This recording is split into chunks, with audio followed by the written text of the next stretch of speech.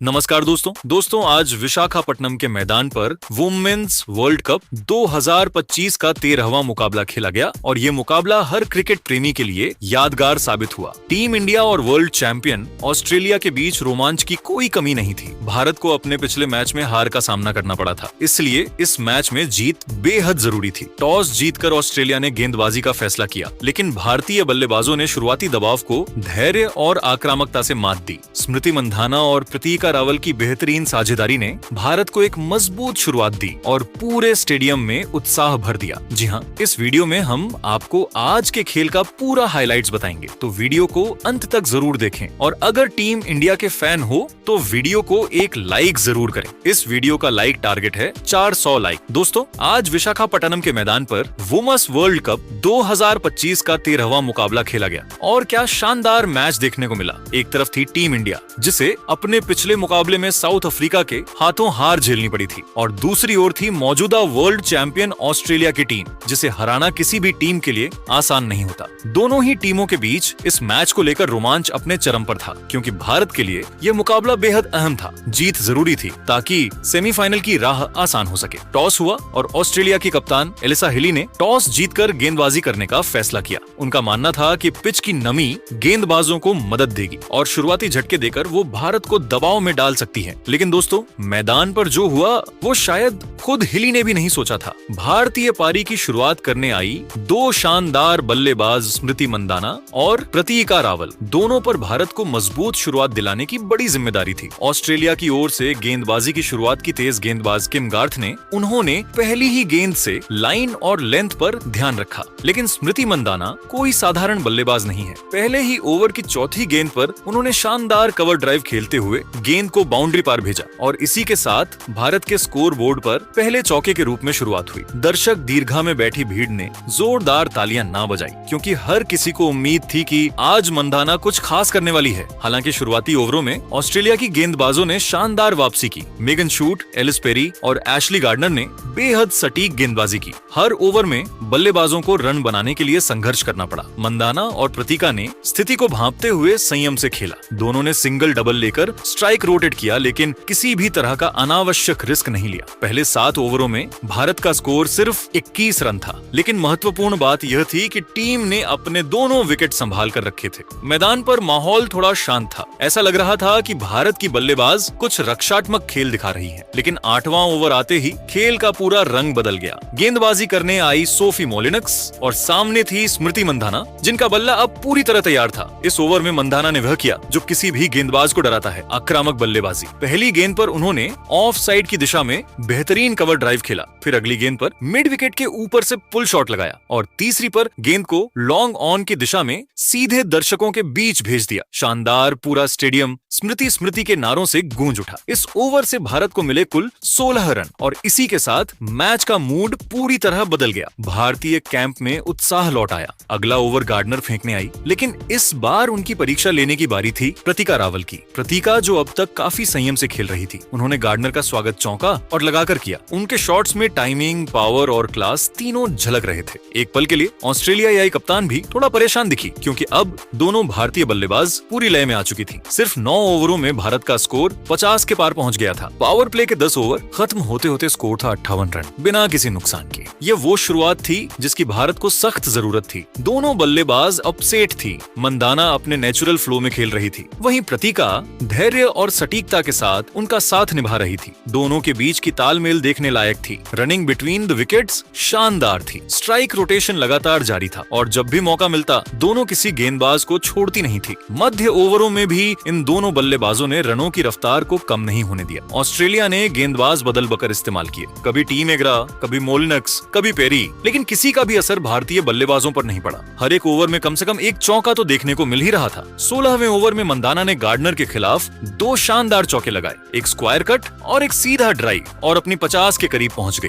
प्रतीका रावल भी अब खुलकर खेल रही थी। दोनों की साझेदारी 100 के करीब पहुंच रही थी और भारतीय ड्रेसिंग रूम में हर कोई मुस्कुरा रहा था। 18वें ओवर में किम गार्थ फिर से गेंद लेकर आई। मंदाना ने इस ओवर की पहली गेंद पर सिंगल लिया और इसके साथ ही अपनी हाफ सेंचुरी पूरी की। सिर्फ 46 गेंदों में 50 रन क्लास और स्टाइल से भरी हुई पारी। वो अपने बल्ले से यह साबित कर रही थी कि क्यों उन्हें दुनिया की सबसे भरोसेमंद बल्लेबाजों में गिना जाता है। इसी ओवर में प्रतीका और मंदाना दोनों ने एक एक चौका जड़ा और भारत का स्कोर भी 3 अंकों में पहुंच गया। 100 रन बिना कोई विकेट खोए। अब मैदान पर भारतीय फैंस का जोश चरम पर था। तिरंगा लहराया जा रहा था, ढोल नगाड़े बज रहे थे और दर्शकों को महसूस हो रहा था कि भारत आज कुछ बड़ा करने वाला है। एक 21वें ओवर में वही किम गार्थ एक बार फिर गेंद लेकर आई। इस बार प्रतीका रावल की बारी थी चमकने की। उन्होंने गार्थ की ऑफ स्टंप के बाहर फेंकी गई गेंद को बेहतरीन टाइमिंग के साथ कवर के ऊपर से भेजा चौका और इसी के साथ प्रतीका रावल ने भी अपनी हाफ सेंचुरी पूरी की। 69 गेंदों में शानदार 50 रन। दूसरी ओर उसी ओवर में मंदाना ने गार्थ की गेंद पर एक लंबा जड़ दिया जो सीधा लॉन्ग ऑन की बाउंड्री के पार जाकर गिरा। ये न सिर्फ उनके आत्मविश्वास को दिखा रहा था बल्कि ऑस्ट्रेलिया की गेंदबाजों को भी बैकफुट पर डाल रहा था। अब दोनों बल्लेबाज पूरी तरह हावी थी। मंदाना का हर शॉट दर्शकों को रोमांचित कर रहा था तो प्रतीका की स्ट्रेट ड्राइव और स्क्वायर कट्स ने ऑस्ट्रेलियाई फील्डरों को चारों ओर दौड़ाया। पर 25वें ओवर तक भारत का स्कोर 150 के करीब पहुंच गया था। ये साझेदारी भारत के लिए सॉलिड फाउंडेशन साबित हो रही थी और यही साझेदारी आगे चलकर भारत को विशाल स्कोर की ओर ले गई। दोनों के बीच 120 रनों से ज्यादा की साझेदारी हो चुकी थी। ऑस्ट्रेलिया की कप्तान एलिसा हिली बार बार गेंदबाजों से बातचीत कर रही थी। फील्ड बदली जा रही थी लेकिन भारत की सलामी जोड़ी किसी भी तरह का दबाव लेने को तैयार नहीं थी। अब विशाखापट्टनम का मैदान पूरी तरह रोमांच से भर चुका था। भारतीय बल्लेबाज स्मृति मंधाना और प्रतीका रावल की साझेदारी ने ऑस्ट्रेलिया की गेंदबाजी लाइनअप की हालत पतली कर दी थी। स्मृति मंधाना पूरी लय में नजर आ रही थी। उनकी टाइमिंग, फुटवर्क और शॉट सिलेक्शन सब कुछ क्लासिक था। उनकी हर एक स्ट्रोक में आत्मविश्वास झलक रहा था, चाहे वो कवर ड्राइव हो, पुल शॉट या फिर स्ट्रेट ड्राइव। वहीं दूसरी ओर प्रतीका रावल भी उतनी ही परिपक्वता से खेल रही थी। उन्होंने यह भली भांति समझ लिया था कि मंदाना जब अटैक करेंगी तो उन्हें पारी को स्थिर रखना है। यही वजह थी कि उन्होंने सिंगल और डबल लेकर स्कोर को लगातार बढ़ाते हुए रन रेट को थमने नहीं दिया। भारत का स्कोर अब तेजी से बढ़ रहा था। हर ओवर में बाउंड्री देखने को मिल रही थी। 20 से 24वें ओवर के बीच टीम इंडिया ने लगभग हर ओवर में 8 से 10 रन जोड़े। दर्शक अब सीटों से उठकर खड़े थे। हर चौके पर तालियों की गूंज पूरे मैदान में गूंजने लगी थी। 24वें ओवर के अंत तक भारत का स्कोर 150 के पार जा चुका था और दोनों बल्लेबाज नाबाद थे। लग रहा था कि भारत आज 300 से ऊपर का विशाल स्कोर खड़ा करेगा। ठीक 25वें ओवर में खेल का रुख बदल गया। मोलिनक्स एक बार फिर गेंद लेकर आई। वही गेंदबाज जिन्हें पहले मंदाना ने जमकर चौके लगाए थे। इस बार उन्होंने फुल लेंथ गेंद फेंकी ऑफ स्टंप के बाहर। मंदाना ने स्लॉग स्वीप लगाने की कोशिश की लेकिन शॉट में वह दम नहीं था। गेंद ऊंचाई तो ले गई मगर दूरी नहीं। मिड विकेट पर खड़ी फॉर्बिलिच फील्ड ने कैच को बड़ी सहजता से लपक लिया। पूरा स्टेडियम एक पल के लिए शांत हो गया। स्मृति मंदाना आउट हो चुकी थी लेकिन फिर तालियों की गूंज गूंजी क्योंकि उन्होंने एक और शानदार पारी खेली थी। 66 गेंदों में 80 रन जिसमें 9 चौके और 3 बेहतरीन शामिल थे।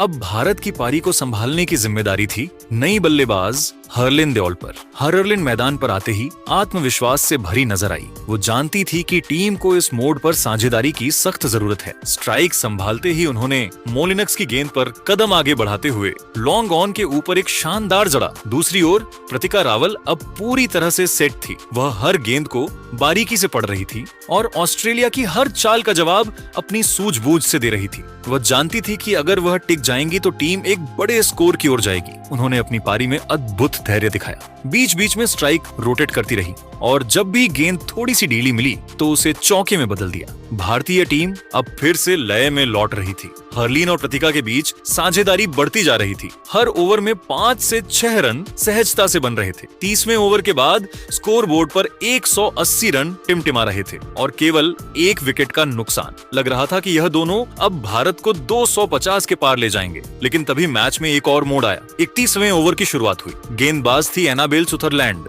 ओवर की पहली ही गेंद उन्होंने शॉट ऑफ लेंथ फेंकी जो प्रतीका के शरीर की लाइन पर थी। प्रतीका ने इस पर एक तेज पुल शॉट खेला। गेंद सीधी गई लेकिन किस्मत उनके साथ नहीं थी। गेंद सीधी एलिस पेरी के हाथों में चली गई जो बिल्कुल सही पोजीशन में खड़ी थी। पेरी को हिलने की भी जरूरत नहीं पड़ी। एक शानदार साझेदारी का अंत हुआ। पूरा मैदान एक बार फिर शांत हो गया। प्रतीका रावल जिन्होंने भारतीय पारी की रीढ़ की तरह बल्लेबाजी की थी। 96 गेंदों पर 75 रन बनाकर आउट हो गई। उनकी पारी में 10 चौके और एक बेहतरीन शामिल था। जब वह मैदान से लौटी तो भारतीय ड्रेसिंग रूम में सभी ने खड़े होकर उनका स्वागत किया। उन्होंने भारत को वह मजबूत शुरुआत दी थी जिसकी टीम को जरूरत थी। अब कप्तान हरमनप्रीत कौर मैदान में उतरी। उनके आते ही खेल का माहौल बदल गया। 33वें ओवर में मिगनशुट की गेंदों पर लगातार 2 चौके लगाकर स्टेडियम में फिर से जोश भर दिया। दूसरी ओर हरलीन देओल ने भी कप्तान का बखूबी साथ दिया। दोनों ने रन रेट को 6 के पार बनाए रखा। 35वें ओवर में भारत का स्कोर 200 के पार पहुंच गया। अब दर्शकों को लग रहा था कि भारत आज 320 से ऊपर का लक्ष्य सेट कर सकता है। 26वें ओवर में मेगनशुट फिर से गेंद लेकर आई।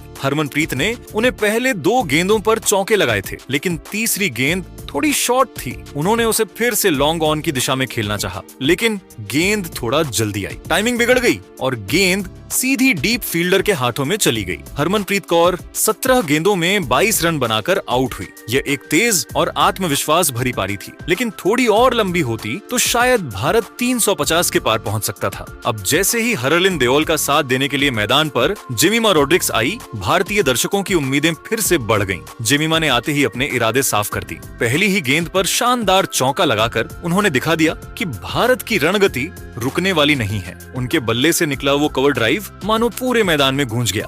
दूसरी ओर हरलीन देओल भी अच्छी लय में थी, लेकिन वो अपनी पारी को लंबा नहीं खींच सकी। 38वें ओवर में उन्होंने एक बड़ा शॉट खेलने की कोशिश की, मगर गेंद सीधी फील्डर के हाथों में चली गई। हरलिन ने 42 गेंदों में 38 रन की उपयोगी पारी खेली, जिसमें 4 बेहतरीन चौके शामिल थे। अब मैदान पर उतरी भारत की विस्फोटक बल्लेबाज ऋचा घोष, जो अपनी आक्रामक बल्लेबाजी के लिए जानी जाती है। ऋचा और जेमी दोनों ने आते ही खेल का रुख बदल दिया। दोनों ने सिंगल डबल लेकर स्ट्राइक रोटेट किया और जैसे ही कोई ढीली गेंद मिली उसे बाउंड्री पार पहुंचाया। दोनों बल्लेबाजों ने मिलकर भारत की रन गति को नई ऊंचाई दी। ऋचा ने मोलिन यक्स और गार्डनर की गेंदों पर लगातार चौके जड़े, जबकि जेमी ने सटीक टाइमिंग से रन बनाए। 40वें ओवर तक भारत का स्कोर 5 विकेट पर 261 रन हो चुका था। लग रहा था कि टीम 350 तक पहुंच सकती है, लेकिन जैसे ही भारत की पारी तेजी से आगे बढ़ रही थी, वैसे ही सुदरलैंड ने अपनी टीम को बड़ी सफलता दिलाई। 43वें ओवर में उन्होंने ऋचा घोष को कैच आउट करवा दिया। ऋचा ने 22 गेंदों में 32 रनों की तेज पारी खेली, जिसमें 3 चौके और एक शानदार शामिल था। अब मैदान पर आई अमनजोत कौर, जिन्होंने आते ही रन बनाने की रफ्तार को बरकरार रखा। उन्होंने सुदरलैंड की गेंद पर शानदार चौका लगाकर भारत के 300 रन पूरे करवाए। ये टूर्नामेंट में भारत का पहला 300 से अधिक स्कोर था, लेकिन जैसे ही सबको लगा कि भारत अब 350 की ओर बढ़ेगा, कहानी पलट गई। 45वें ओवर में सुदरलैंड ने एक और झटका दिया, जब उन्होंने जेमी रोड्रिग्स को कैच आउट करवा दिया। जेमिमा ने 21 गेंदों में 33 रन बनाए और उनकी पारी ने भारत को मजबूत स्थिति में पहुंचाया। इसके बाद भारत की निचली क्रम की बल्लेबाजी लड़खड़ा गई। दीप्ति शर्मा केवल 1 रन बनाकर आउट हो गई। फिर गार्डनर ने अमनजोत कौर को 16 रन पर चलता किया। विकेटों का पतन जारी रहा। क्रांति कौर भी सिर्फ 1 रन बनाकर पवेलियन लौट गई। अब भारत के 9 विकेट गिर चुके थे और स्कोर 330 के आसपास था। सुदरलैंड ने इस मौके को हाथ से नहीं जाने दिया। 49वें ओवर की 5वीं गेंद पर उन्होंने श्रीचरणी को क्लीन बोल्ड कर अपने 5 विकेट पूरे किए। भारत की पारी 330 रनों पर सिमट गई और टीम पूरे 50 ओवर नहीं खेल पाई। 331 रनों के लक्ष्य का पीछा करने उतरी ऑस्ट्रेलिया की टीम को एलिसा हिली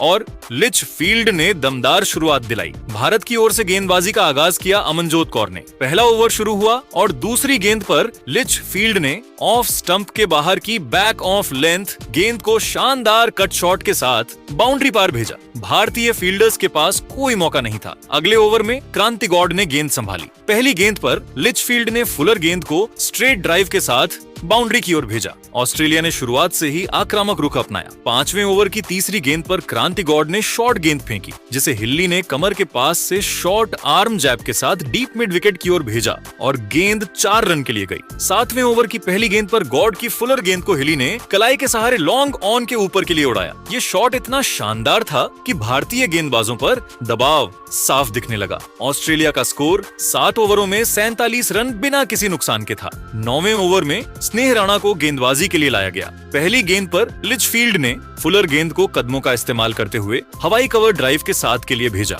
यह शॉट स्टेडियम में तालियों की गड़गड़ाहट के साथ गूंजा। 10वें ओवर की तीसरी गेंद पर अमनजोत कौर की बैक ऑफ लेंथ गेंद को लिचफील्ड ने मिड विकेट के ऊपर से शानदार शॉट के साथ 4 रन के लिए भेजा। अगली ही गेंद पर उन्होंने चतुराई भरा स्कूप शॉट खेला जो फाइन लेग की ओर बाउंड्री पार गया। पावर प्ले के 10 ओवर खत्म होने तक ऑस्ट्रेलिया का स्कोर 65 रन बिना किसी विकेट के नुकसान के था। ये वुमेन्स वर्ल्ड कप में भारत के खिलाफ ऑस्ट्रेलिया का सबसे तेज पावर प्ले स्कोर था। हिल्ली और लिचफील्ड की जोड़ी ने भारतीय गेंदबाजों को बैकफुट पर धकेल दिया। 11वें ओवर की दूसरी गेंद पर श्रीचरणी ने फुलर गेंद फेंकी जिसे लिचफील्ड ने रिवर्स स्वीप करने की कोशिश की। गेंद बल्ले पर सही लगी लेकिन सीधे पॉइंट पर खड़ी स्नेह राणा के हाथों में चली गई। राणा ने तेज गेंद को लपक लिया और लिचफील्ड 40 रन बनाकर आउट हो गई। ऑस्ट्रेलिया का स्कोर 35 रन 1 विकेट के नुकसान पर था। ये भारत की पहली सफलता थी और स्टेडियम में भारतीय प्रशंसकों का जोश लौट आया। मैदान पर अब एलिस पेरी उतरी जो अपनी शानदार बल्लेबाजी के लिए जानी जाती है। 12वें ओवर की दूसरी गेंद पर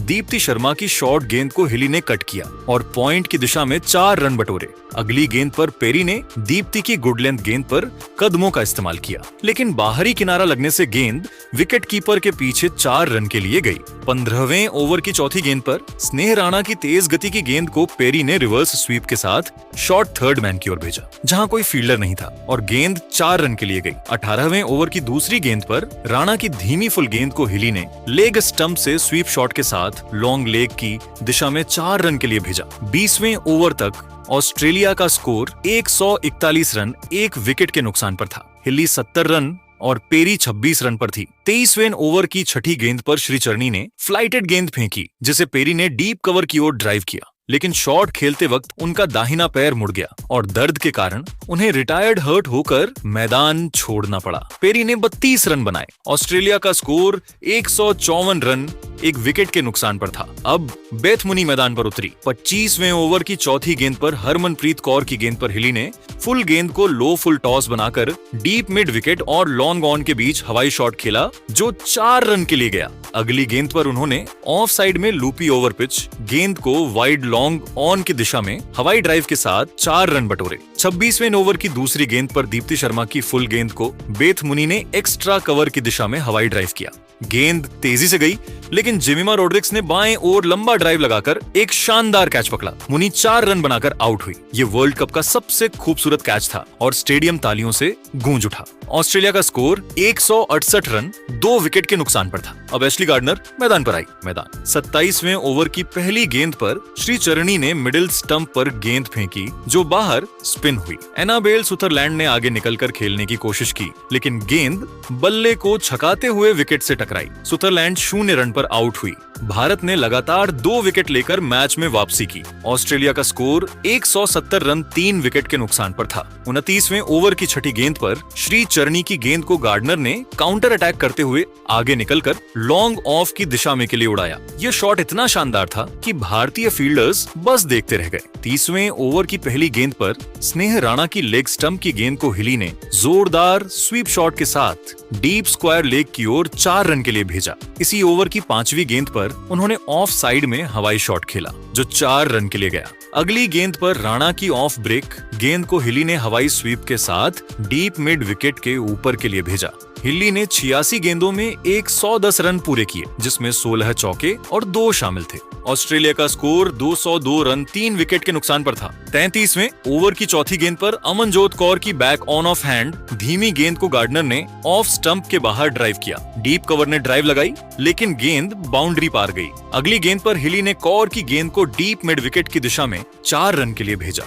35वें ओवर तक ऑस्ट्रेलिया का स्कोर 226 रन 3 विकेट के नुकसान पर था। भारतीय गेंदबाजों पर दबाव बढ़ता जा रहा था। अब टहलिया मैगरा मैदान पर उतरी। 40वें ओवर की 5वीं गेंद पर दीप्ति शर्मा की फुल ऑफ स्टंप गेंद को मोलिनक्स ने ड्राइव करने की कोशिश की लेकिन जेमिमा रोड्रिक्स ने एक्स्ट्रा कवर में दाईं ओर ड्राइव लगाकर गेंद को रोक लिया। मोलिनक्स आधी दूरी तक रन के लिए दौड़ चुकी थी लेकिन अगर जेमिमा ने आर्चा घोष को थ्रो किया होता तो मोलिनक्स रन आउट हो सकती थी। इसके बजाय उन्होंने दीप्ति को थ्रो किया और मोलिनक्स बच गई। यह गेम का महत्वपूर्ण पल था। 41वें ओवर की चौथी गेंद पर अमनजोत कौर की शॉर्ट ऑफ लेंथ गेंद को मोलिनक्स ने बैकफुट पर जाकर पुल शॉट खेला और डीप मिड विकेट की दिशा में गेंद बाउंड्री पार गई। 43वें ओवर की पहली गेंद पर स्नेह राणा की स्लो और ऑफ साइड में वाइड गेंद को मोलिनक्स ने कट करने की कोशिश की, लेकिन गेंद वाइड हो गई। उसी ओवर की तीसरी गेंद पर स्नेह राणा की गेंद को पेरी ने डीप कवर की दिशा में ड्राइव किया और 1 रन लिया। भारत ने फील्डिंग में बाधा की अपील की क्योंकि पेरी ने हेड डाउन करके दौड़ लगाई और थ्रो से टकराई,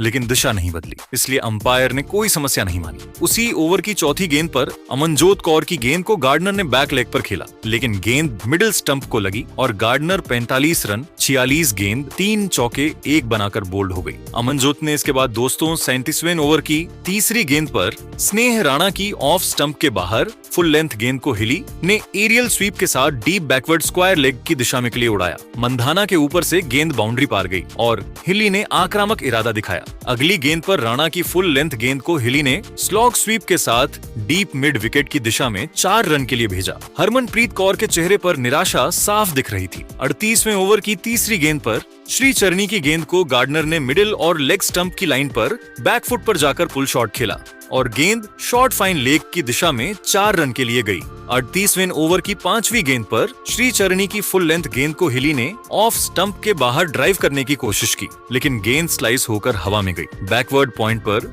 स्नेह राणा ने गेंद की ओर दौड़ लगाई और खतरनाक कैच पकड़ लिया। गेंद जमीन को छूने से ठीक पहले गेंद उनके हाथों में थी और भारतीय टीम के लिए जीत की उम्मीद जाग गई। अंपायर जैकलिन विलियम्स ने शुरू में गेंद के जमीन छूने का संदेह जताया, लेकिन तीसरे अंपायर ने फ्रेम बाय फ्रेम रिप्ले देखकर पुष्टि की कि उंगलियां गेंद के नीचे थीं। हिली 107 गेंद में 142 रन बनाकर आउट हुई। ऑस्ट्रेलिया का स्कोर 260 रन 4 विकेट के नुकसान पर था। अब ताहिलिया मैग्रा मैदान पर उतरी। 39वें ओवर की तीसरी गेंद पर क्रांति गौड़ की शॉर्ट गेंद को गार्डनर ने पुल शॉट के साथ डीप मिड विकेट की दिशा में 4 रन के लिए भेजा, लेकिन 40वें ओवर की चौथी गेंद पर दीप्ति शर्मा ने मैकग्राथ की एलबीडब्ल्यू आउट कर दिया। भारत ने शानदार रिव्यू लिया था और भारत के खिलाड़ी खुशी से झूम उठे। मैकग्राथ 12 रन बनाकर आउट हुई और इसके बाद भारतीय टीम ने पीछे मुड़कर नहीं देखा और अंत में जाकर मैच बहुत खतरनाक मुद्दे पर चला गया था। ऑस्ट्रेलिया का स्कोर 290 रन 5 विकेट के नुकसान पर था। 45वें ओवर की पहली गेंद पर अमनजोत कौर की स्किडी लेंथ गेंद को मोलिनक्स ने बैकफुट पर पुल शॉट खेलने की कोशिश की, लेकिन गेंद मिडिल स्टंप को लगी। एलबीडब्ल्यू की अपील हुई और अंपायर ने आउट दिया। मोलिनक्स ने रिव्यू लिया, लेकिन रीप्ले में गेंद मिडिल स्टंप को हिट करती दिखी। मोलिनक्स 20 रन बनाकर आउट हुई। अमनजोत अब हैट्रिक की स्थिति में थी। ऑस्ट्रेलिया का स्कोर 295 रन 6 विकेट के नुकसान पर था। अब किम गार्थ मैदान पर उतरी। 46वें ओवर की दूसरी गेंद पर क्रांति गौड़ की ऑफ साइड में वाइड लेंथ गेंद को गार्थ ने कट शॉट खेला और गेंद बैकवर्ड पॉइंट और थर्ड मैन को पार करते हुए 4 रन के लिए गई। उसी ओवर की चौथी गेंद पर जेमी ने डायरेक्ट हिट के साथ गार्थ को रन आउट कर दिया। गार्थ 5 रन बनाकर पवेलियन लौट गई। 47वें ओवर की पहली गेंद पर क्रांति गौड़ की लो फुल टॉस गेंद को पेरी ने शानदार शॉट के साथ बाउंड्री की दिशा में 4 रन के लिए भेजा। 48वें ओवर की दूसरी गेंद पर स्नेह राणा की यॉर्कर लेंथ गेंद को किम गार्थ ने डिफ्ट रिवर्स स्वीप के साथ 4 रन के लिए भेजा, जो दबाव में शानदार शॉट था। 49वें ओवर की पहली गेंद पर स्नेह राणा की गेंद को पेरी ने लॉफ्ट शॉट के साथ सीधे बाउंड्री पार के लिए उड़ा दिया और खेल को स्टाइल में समाप्त किया। आखिरी ओवर में ऑस्ट्रेलिया को 6 रनों की जरूरत थी। स्नेह राणा ने गेंदबाजी की। दूसरी गेंद पर पेरी ने सिंगल लिया। तीसरी गेंद पर किम गार्थ ने फुल टॉस को डीप मिड विकेट की दिशा में हवाई शॉट के साथ 4 रन के लिए भेजा। अगली गेंद पर सिंगल लेकर गार्थ ने स्ट्राइक पेरी को दी। आखिरी गेंद पर पेरी ने सिंगल लिया और ऑस्ट्रेलिया ने 50 ओवर में 331 रन 8 विकेट के नुकसान पर बनाकर यह ऐतिहासिक रन चेज पूरा किया। पेरी 45 रन और किम गार्थ 10 रन नाबाद रही। भारत की ओर से श्रीचरणी ने 3 विकेट, अमनजोत कौर ने 2 विकेट, दीप्ति शर्मा ने 1 विकेट लिया और जेमी ने 1 रन आउट किया, लेकिन बाकी गेंदबाज महंगे साबित हुए। ऑस्ट्रेलिया ने वुमेन्स ओडीआई में सबसे बड़ा रन चेस पूरा किया। हिल्ली को उनकी शानदार सेंचुरी के लिए प्लेयर ऑफ द मैच चुना गया। दोस्तों, भारत ने इस मैच में जबरदस्त मेहनत की। स्मृति मंधाना और प्रतीका रावल की सलामी जोड़ी ने 330 रनों का विशाल स्कोर खड़ा किया, जो किसी भी टीम के लिए चुनौतीपूर्ण था। जेमिमा रॉड्रिक्स के शानदार कैच और श्रीचरणी की घातक गेंदबाजी ने ऑस्ट्रेलिया को कई बार दबाव में लाया, लेकिन गेंदबाजी में निरंतरता की कमी और कुछ महत्वपूर्ण मौकों पर चूक ने भारत को जीत से दूर रखा। भारतीय टीम ने दिल और जान से लड़ाई लड़ी, लेकिन ऑस्ट्रेलिया की अनुभवी और आक्रामक बल्लेबाजी के सामने वो जीत नहीं सकी। गेंदबाजी में सुधार और रणनीति में बदलाव के साथ भारत अगले मुकाबलों में और मजबूती से वापसी कर सकता है। इस रोमांचक मुकाबले को आप 10 में से कितने नंबर देंगे और भारत की तरफ से रही कमेंट में जरूर बताएं। और इसी तरह की खबरों के लिए हमारे चैनल को सब्सक्राइब जरूर कीजिएगा। धन्यवाद।